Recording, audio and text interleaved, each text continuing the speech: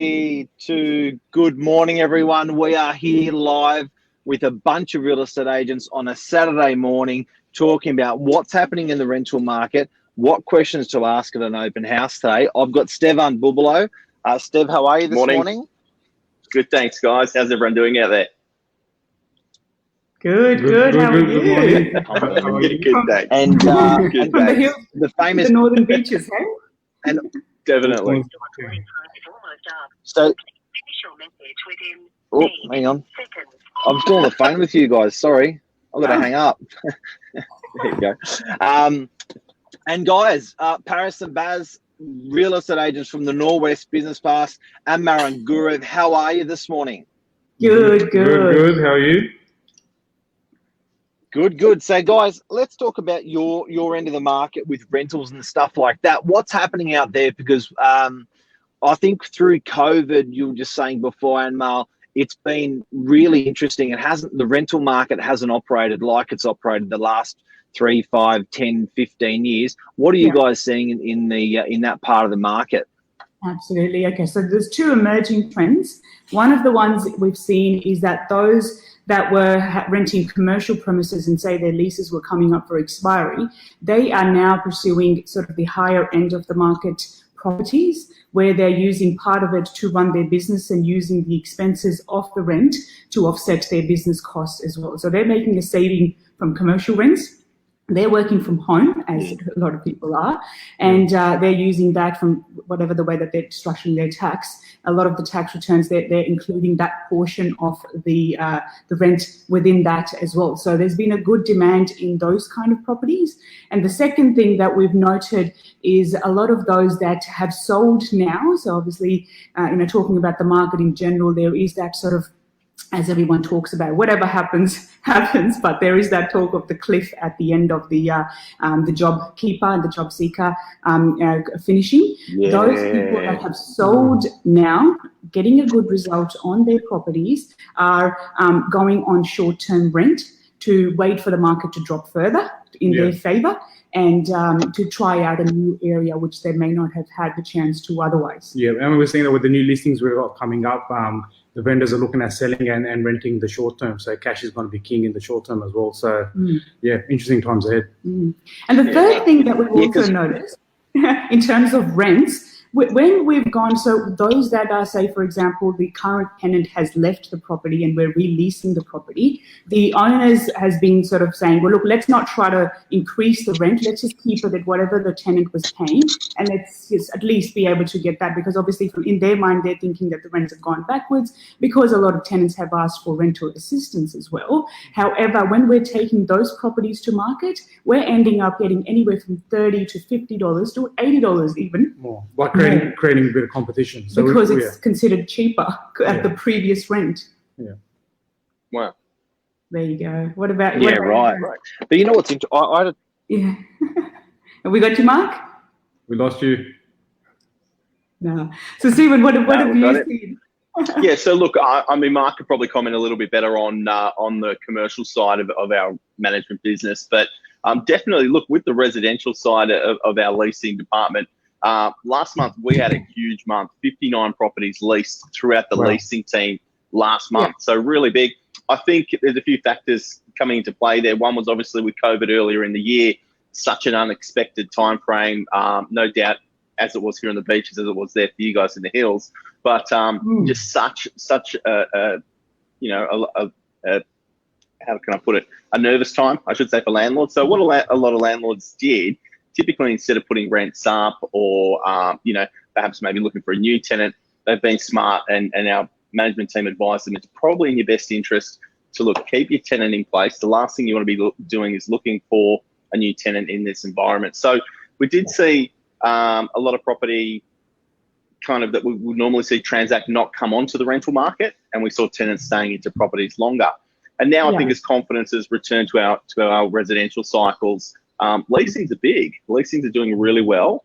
A few things as well is that you're right. There's a lot of tenants. The reason vacancies kind of shot up a little bit here as well is just with such low interest rates, a lot of tenants actually have downsized their rental property. Kind of similar to what you were saying with your clients that have combined that commercial residential element. but we've had a lot of tenants that have downsized. So they might have been leasing a 3-bedroom home. They're down to a 2-bedroom, and they're going to save a bit of money because the rent they're paying is actually on par now with what the rates are offering for them to buy a property and make those repayments. So we're seeing a lot of tenants moving out of the renting cycle into the buying cycle, which is phenomenal.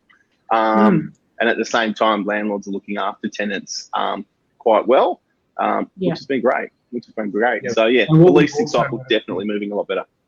And what we've also noticed is with a lot of the people working from home, so they're even upgrading to the extra bedroom, so they got the home office space as well. So we've noticed that in a couple of the rentals we've done the last couple of weeks as well. So they need the extra space. So And our Mark, sorry, Mark's back. You there, Mark? No, he's there. Yeah. But I mean, I was going to say our market's predominantly apartments. Would your market be an apartment market, or you've got a lot of houses, or? Yeah, so that's an interesting trend there as well. So the way that the apartment market is, compared to houses, apartments are not doing as great, especially those that are newly finished buildings. So we've got a building in a gorgeous Norwester Lake, right next to it, the top of the range, good quality fixtures and fittings, but just to be able to have them leased out because of the oversupply, it's been difficult because people are saying, well, I'd rather get a house than an apartment. And they've all come on at the same time as well. So there's a flood on the market. There's 30, 40 on at the same time, and there's a lot of options available out there as well. And obviously, there's a lot of new. Sorry, guys. Yeah, so I was going to say that apartments in comparison to houses is sort of less in demand from those that are looking at making a move from their current leases. And for the people watching this on the Northern Beaches, what would be I know there's no such thing as a typical or a normal property, but what is the more normal property you might find in the Hills District? How many bedrooms and what kind of rents would you be looking at for something like that? Yeah, sure. So look, we're in a 4-bedroom property in the Hills District. Would be looking around the 650 to 700, depending on the area, of course. A 2-bedroom apartment, we're looking anywhere, depending on the. So we've got 2-bedroom apartments in Norwest, say about 650, 700 as well. Yeah. So there's pockets with Bella Vista, Castle Hill, they can range from $800 to $1,200 per week. But so it's. Yeah, but some of the areas, for example, like if you go west, like Riverstone is west, right? That is a 4-bedroom single-story home we've just leased out at $585. It was previously leased at $565, so $20 more. Schofield's another area due to proximity to station and schools. We had a property we previously at $585 that went up to $650. So there's an appetite for those kind of properties in those kind of areas as well, and they're the ones that are sort of growing. Wow. And then, like you mentioned, the new additions of that rail link, and then of course the M7 and the M2 straight to town is great for those areas. Well, so I mean, when good value. So I mean, Steve, how does that compare to Northern Beaches, guys? How does that, Steve? What do you reckon? So, just to summarise up, you guys for a tube. Yeah, so for a 2-bedroom out your way, guys, it starts at about 650 all the way up until, did you say 850, 950?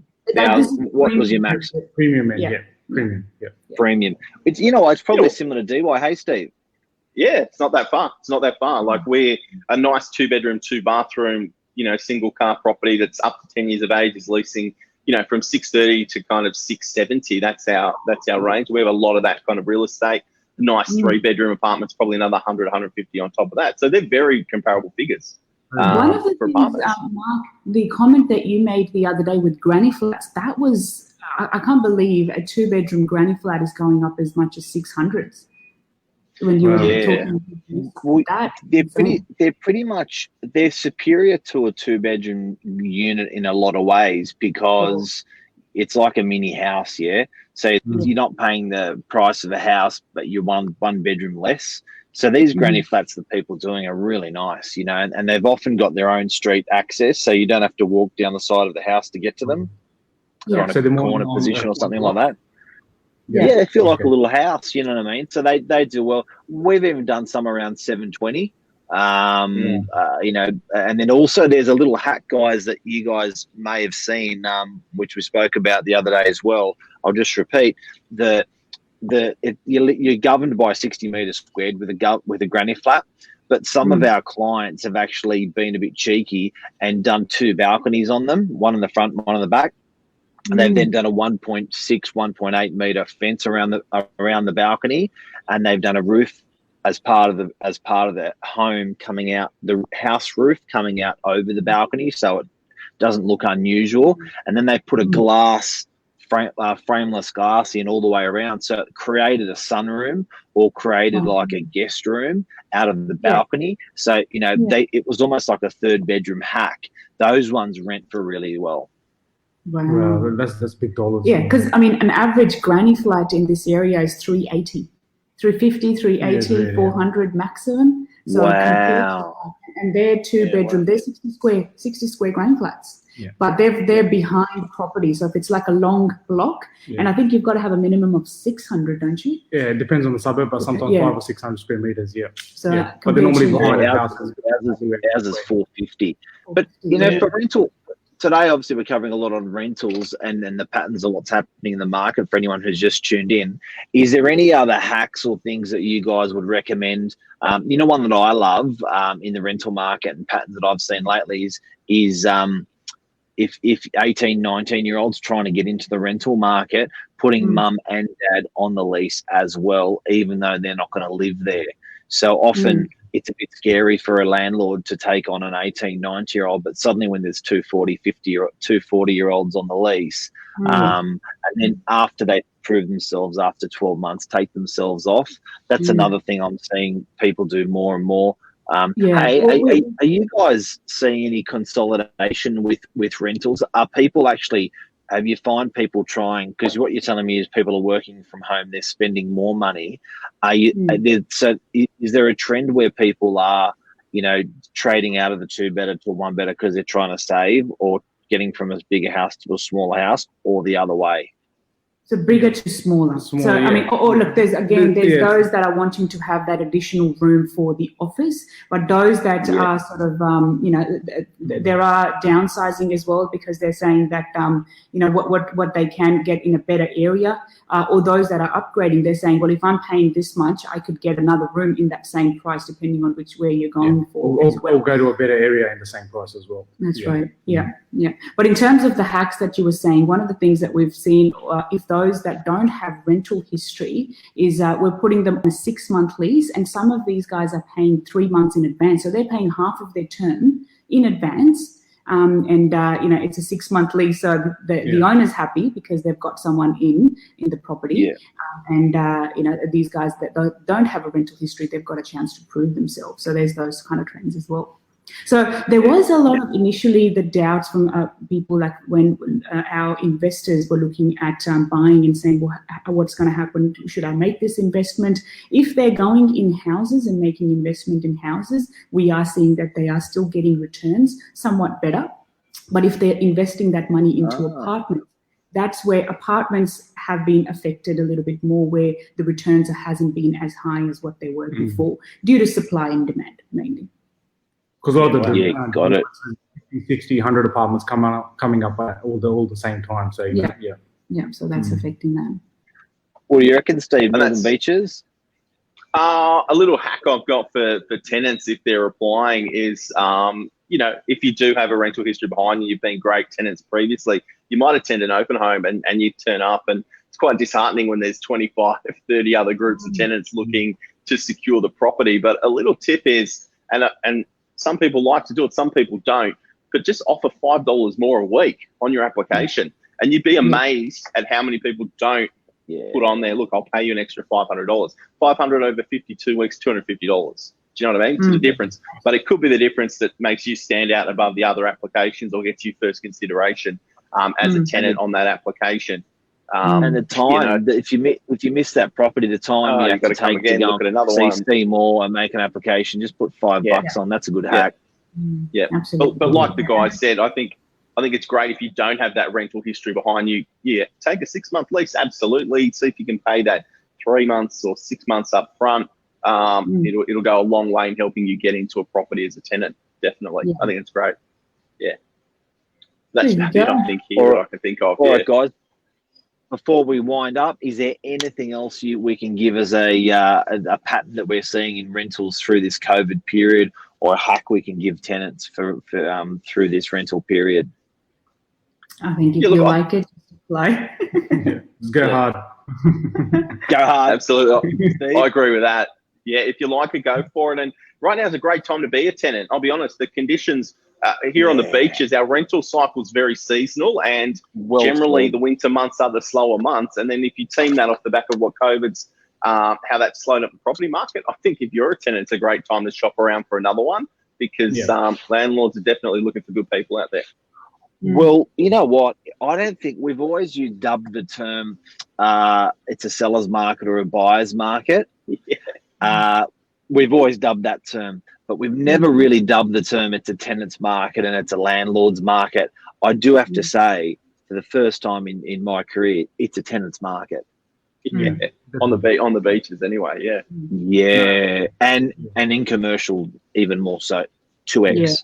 Yeah, we're seeing commercial properties here like vacant for I think a couple of months now, 4, 5, 6 months is becoming very common. You know, even some of the landlords they're doing the fit out, half the fit out, 6 months rent free, and they're still not getting leased. So it's a tenant's market. It's Wow. Nice. Awesome. Mark, you there? We lost you again.